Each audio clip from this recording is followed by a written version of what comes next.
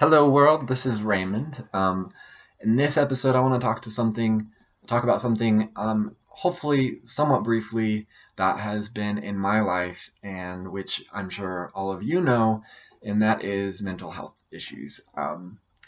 And this is a very difficult and, um, I guess, complex issue because even experts, even psychologists and psychiatrists cannot just come in and surgically like fix your problems.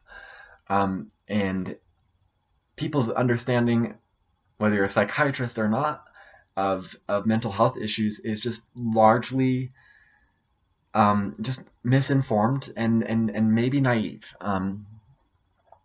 And yes, there are definitely many mental health issues like in the BSM-5, whatever the psychological book is, that have been associated with actual physiological differences in people.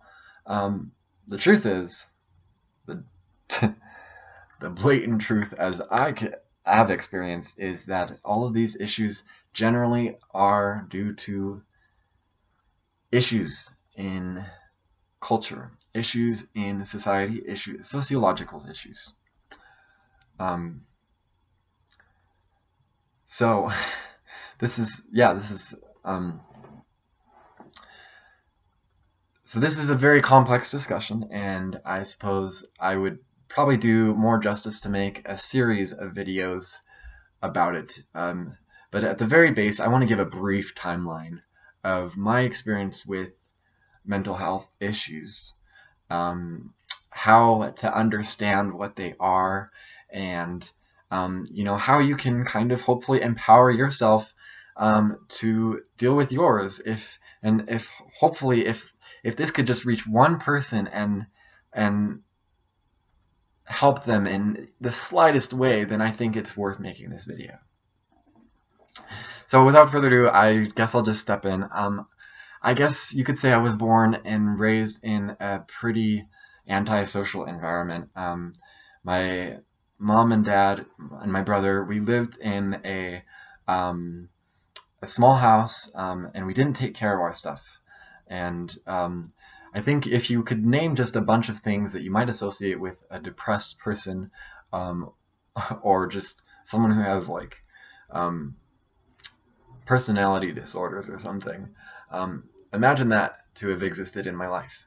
And so I went throughout elementary school. I was kind of lagging developmentally, socially, uh, and because of that, from a very young age, I was gaining perceptions that I was stupid. I didn't feel like I fit in.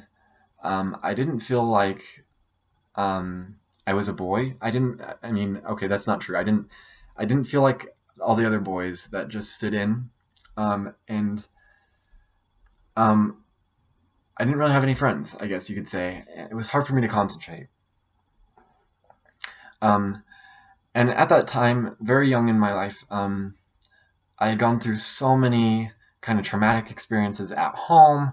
Um, the people that you trust um, within your home life, teachers, friends, neighborhood people, um, just so much stuff was happening that reaffirmed that I shouldn't trust anyone.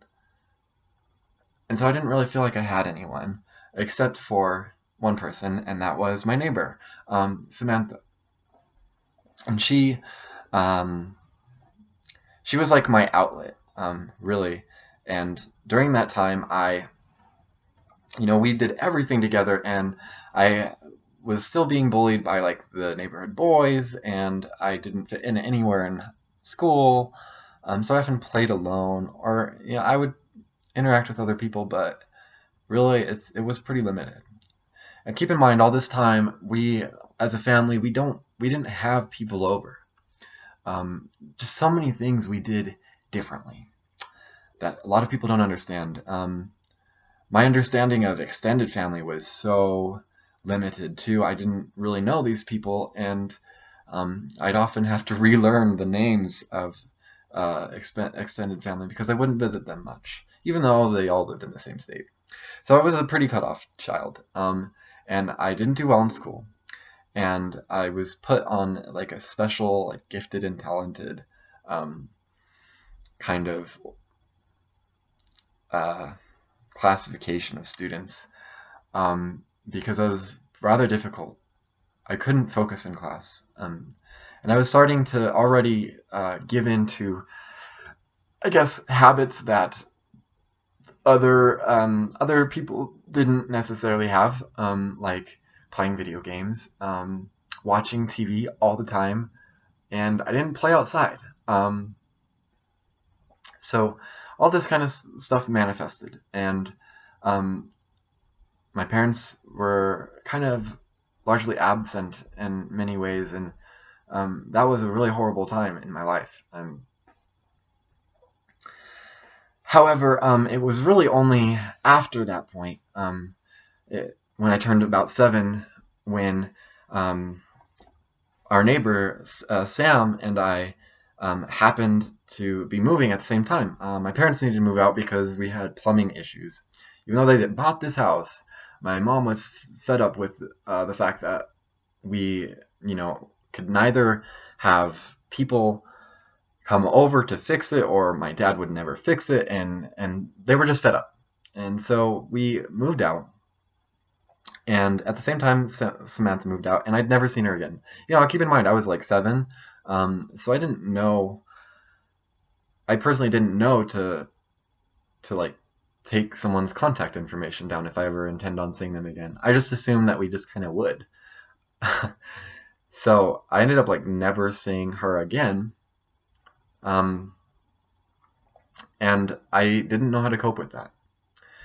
And that got really bad, to the point where in this new neighborhood where I had no friends and anything, I actually tried to commit suicide. That was the first time when I was like 7. And that was very difficult. So this was a very transitional phase, because, I was just starting to maybe do a little bit better in school. And going into middle school, it was a huge change too.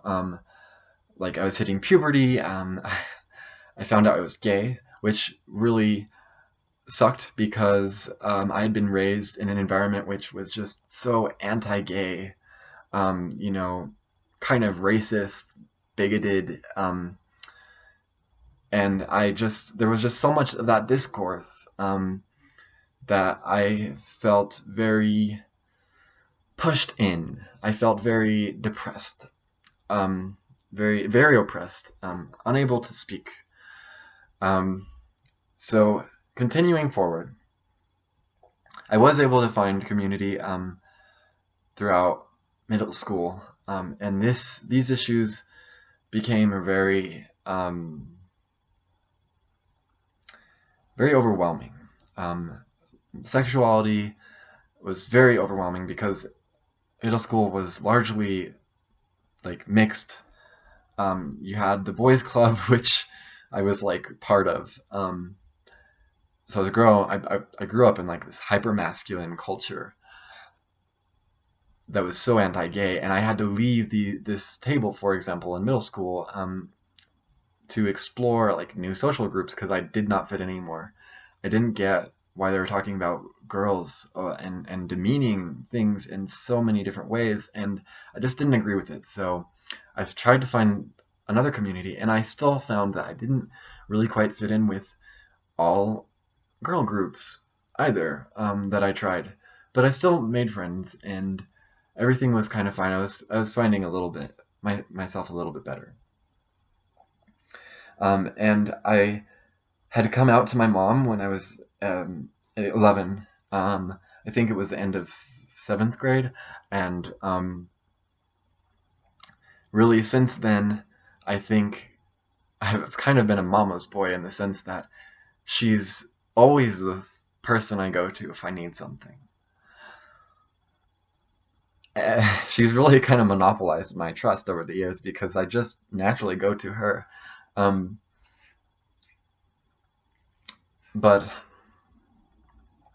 I was really starting to get a little bit more comfortable with my sexuality, to the point where I had come out to my mom. And in 7th and 8th grade, I was a little depressed too. I was going through gaming addictions and all sorts of issues with my parents, all sorts of stuff in home. I think home problems alone deserves its own video. Um, but there was like mental, physical abuse, violence. There were times when my mom threatened to kill herself. There were times when there was no solidity in my environment. So I had no trust in my mom to make financially, or my parents to make financially wise decisions, or to make, you know, positive decisions. And they weren't really involved in my education, and so I wasn't going um, to extracurricular activities until maybe like seventh grade when I did math counts. And I only did it because I was really rather nerdy.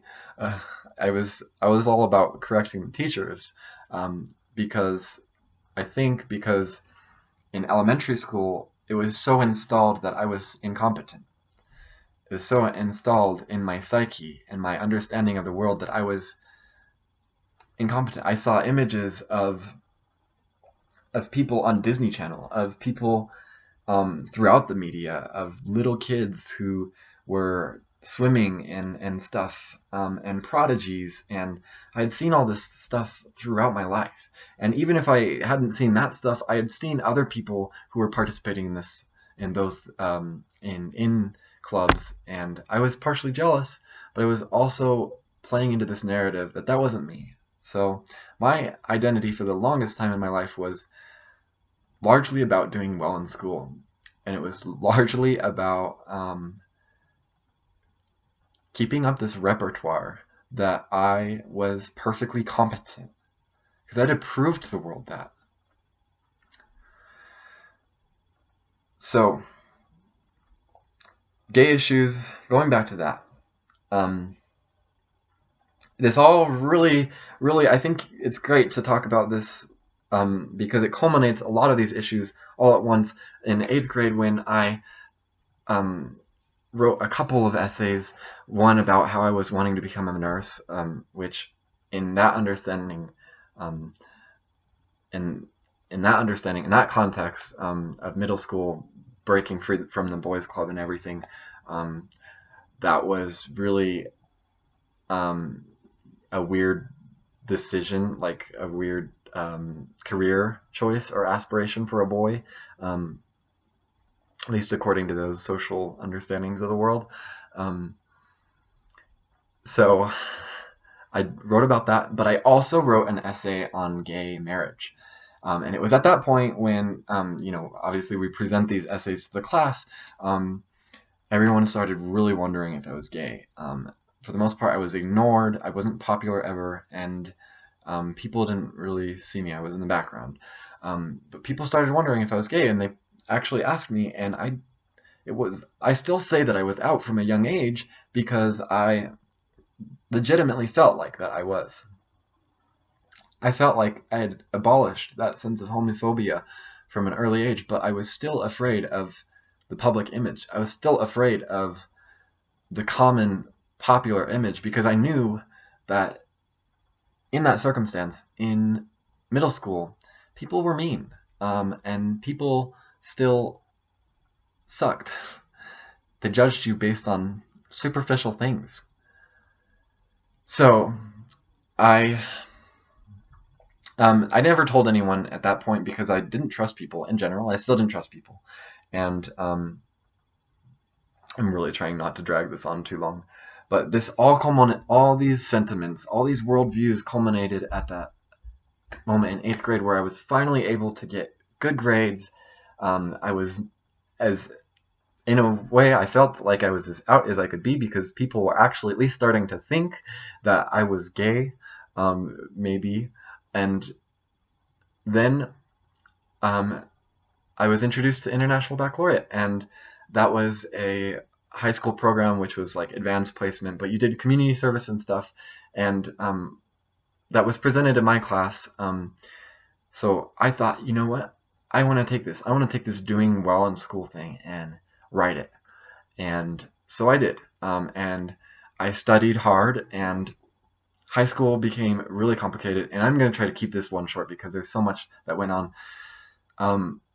But this was the point, I think, when I started to realize that all of these issues that I had were created from worldviews, where they were created from my experiences, which weren't always the most helpful.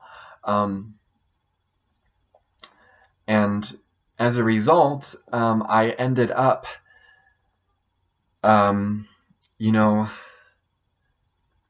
wanting to explore my ability to self-empower, to get through these issues. And I was able to meet some awesome people too who were struggling through issues, who I could relate to.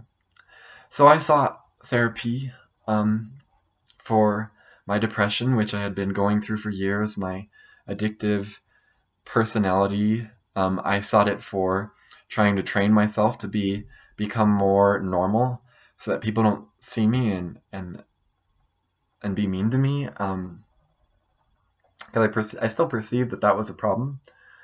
And I had varying results with therapy. One time I went in with one of my mom's counselors, who was kind of trying to train me how to be more masculine, which was funny because she was like this old, American just woman. She had like white hair and everything, and she's trying to teach me how to be a masculine. She's saying, "Oh, well, boys are rough, like you need to play like a boy." So there was that. Then there were other things. We've gone through family counseling. We've gone through, and at the same time, these issues still exist. And I want to like eradicate them as if they're like a disease. But the truth is that they still exist because I realize now, like, they're created by the circumstance, by the mass amount of things that have come together to create my experience on this planet. But when school became way harder in IB, and when it was more demanding, and when it was asking me to give up these addictive personalities, to become, what the IB learner profile was, to become smart, innovative, blah, blah, blah, and to see all these perceptions, at least in my world, of so many people succeeding in so many different ways, it was supposed to be empowering. And it was oftentimes the inverse. Because at the same time that all of these people were getting through these issues, I wasn't. I would still go home straight after school, not talk to anyone, and spend lots of time on forums and online, and I would be very antisocial. I'd go to my room, I'd yell at my mom if she'd open my door. Things that I've done throughout my whole life. But it became worse and worse. And towards the end of my experience with IB, I actually thought that I had panic disorder. So I kind of self-diagnosed myself with that, because I had horrible panic attacks, especially coming up to the exams, about my senior year, which essentially like debilitated me from moving. I mean, I'm talking about like physiological responses that I didn't have any control over. With cold sweats, I would curl up into a ball. Now, I mean, I had definitely known the fetal position from dealing with depression throughout my life, but it became really debilitating. And there was a lot of other things at home. that were really, really culminating. I didn't feel like I could go home. I didn't feel like it was a safe place for me. Um, this has been largely throughout my life, and yet I didn't feel like I fit in at school. Um, so I was at a loss. I was able to find community with some friends, but not all friendships were the best. There were other people who were high achieving people who dealt with issues similar to mine, but they didn't understand that there was a fundamental judgment, I guess, on my part, that they didn't understand my issues. Because if they did, they'd maybe act in a certain way, or they wouldn't be themselves in a way. Because I had insecurity over competence still. That thing that followed me from elementary school has been, and kind of still is, one of the biggest, kind of security issues, worldview issues about competence. And I constantly prove to myself I'm more than competent than so many people on this planet. But these people who were doing so well, I didn't feel like they could understand my sentiment towards competence, because I felt like they were so far departed already from that. So I didn't seek help. I didn't find community. And I largely turned online. And I didn't really do much. And that did change towards my senior year and my junior year and sophomore. These years I was able to join clubs and do things and travel and have experiences that I had never dreamed of having. The thought of going out of the state, getting out of the house, was just insane. And to leave the country at the end of that was so different. But I still struggled with these issues of competence. In my pottery class, I took way too long to do projects. Part of that was I didn't take good physical care of my body. I was physically dehydrated, and I was dealing with not having eaten much, which, that ruins your ability to balance with basic things. But I need to go back to the discussion.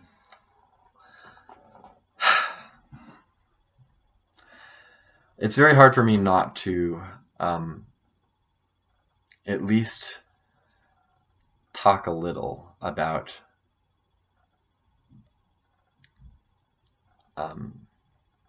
to rant a little. It's very hard for me not to rant a little. I think I go through sentences and sometimes I even lose myself because I have so much that I want to say, but I have dealt with so much of my life with not expressing myself. And so I'm so glad that this exists. All of these problems were culminating, and people saw that I was high performing. They viewed me so smart, and so strong.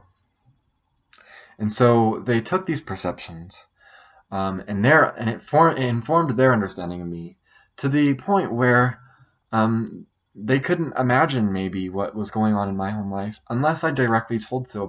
So I became very outspoken about issues, and I said horrible things about my family often that normally people wouldn't say, because I was so tired of censoring myself. And at the same time that I still was able to get a lot of these things out in some context, the problems still were there.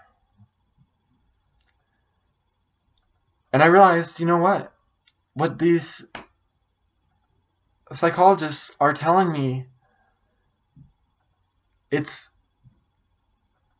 not a problem. It's not like a math problem. You don't just solve it and you're done. It's going through every day and trying to be analytical about everything that you encounter. To say, no, I don't want to think like that. People are mean. And that is a skill I didn't feel like I had access to in so many respects. And I don't know, it's so Ivy changed me in a lot of ways for that reason, but I still had panic disorder, panic attacks I was dealing with. I started taking medicine for that. Um, I went to at least 4 or 5 counselors, a psychiatrist over the years, and I always still ask myself, why am I not X? Why am I not Y? Why do I always feel so incompetent? Why do I always feel so much less? And I realize there's so much more that can be explained about this. And so I'm hoping to make a few more videos on this discussion. But to this day, I still deal with depression. I still have attacks, panic attacks, very rarely. I still have weird thoughts that I would like to say aren't suicidal, but the truth is they probably kind of are. In the sense that they're so nihilist. I'm so done with this. I just want to be somewhere else. That it was difficult.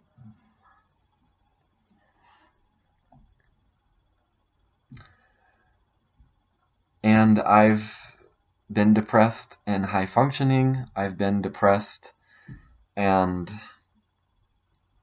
done nothing. I've gone months before without having a job. I've gone weeks without leaving the house and days without leaving my room. And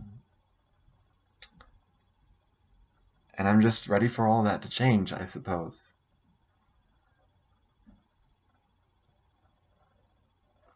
I've had so many people along the journey who have helped me, and I'm so grateful for that.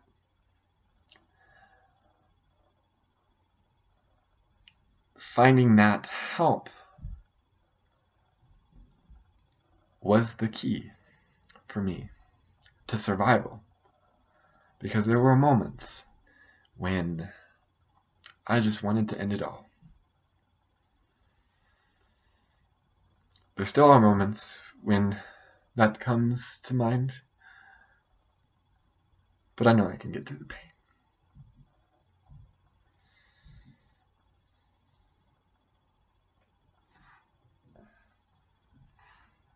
So, what I have to say, advice. If you are struggling with mental health issues, yes, it could be that there are biological, physiological differences in your brain. I strongly recommend that you at least consider, at the very least consider, going to a psychologist or a psychiatrist to hear what they have to say. I had been diagnosed with multiple things by multiple psychiatrists, and so many people wanted to give me an answer. And when I was able to finally hear words like panic disorder, like like dysthymia, like ADD, like PTSD, complex PTSD, these words, just hearing them to think that I could have them, and hearing that as a diagnosis felt empowering because I felt alone. And you're not alone with these issues. Even if there is a world out there that is constantly creating content that says you are not alone with these issues, you might still have these ideologies, these language ideologies that no, it's all kind of this conspiracy to try to get me to be less depressed, to change the way that I think. But it's not. It's actually to make you a happier person. And the resources are out there, so you have to use them. You have to put some work into it. So few things I suggest. See a psychologist or a psychiatrist. See if there's physiological differences in the way that your body is like delivering serotonin, for example. See a psychologist. See if there's something that happened to you a long time ago. It doesn't have to be adverse sexual or physical or emotional abuse. It could be a single moment in your educational background which fundamentally changed the way you thought to create ideas about the way you approach the world, which are just so unhelpful. Seek out help. Tell people you love. This norm of not talking about your emotions is so stupid. It's so hyper-masculine. It's so toxic. It's so giving up of your own power to speak. So, psychologists, find groups, find people, talk to people about your issues. Be afraid. Take the step out of your comfort zone. It's okay to be vulnerable. It's not okay to hurt other people, but it's also important to forgive yourself if you hurt other people out of a place of vulnerability that you didn't know how to deal with.